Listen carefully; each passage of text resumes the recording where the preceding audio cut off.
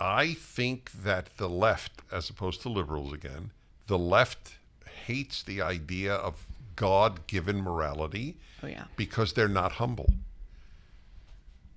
That's a definition of humility.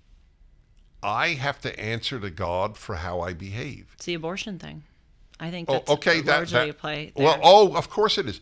Listen, if a pro-choice person says, well, what about rape? What about incest? Even though, obviously, those who think it's a human no matter how conceived, we grant an understanding of their argument. Of course. Okay, absolutely. The girl, can't afford to raise a child. It's a terrible home life. All this, we understand all of that. But my issue with the pro-choice folks is that they don't recognize that the pregnant woman might have a moral standard to which she must be judged. Yes. You can't judge them. They don't even acknowledge. Look, we've talked about it on this show. I'm conflicted when it comes to abortion, really conflicted. I can understand both sides. Of course, I'm not an abort at 9 months kind of person. I want to make that clear, but I go back and forth. But you're so right that what I dislike about pro-choice people, they won't even acknowledge they deny. And I notice that this is the case with many left-wingers. They will not acknowledge that any of their positions may have some downsides.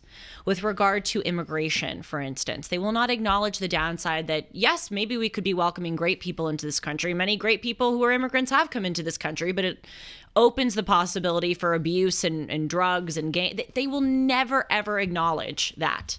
And it's the same thing with abortion. They won't acknowledge that there may be some responsibility that you as the woman who is in that unfortunate situation may have to your unborn child. Well, There's think no higher the responsibility. abortion is a very clear example of you cannot hold a pregnant woman as being judgeable.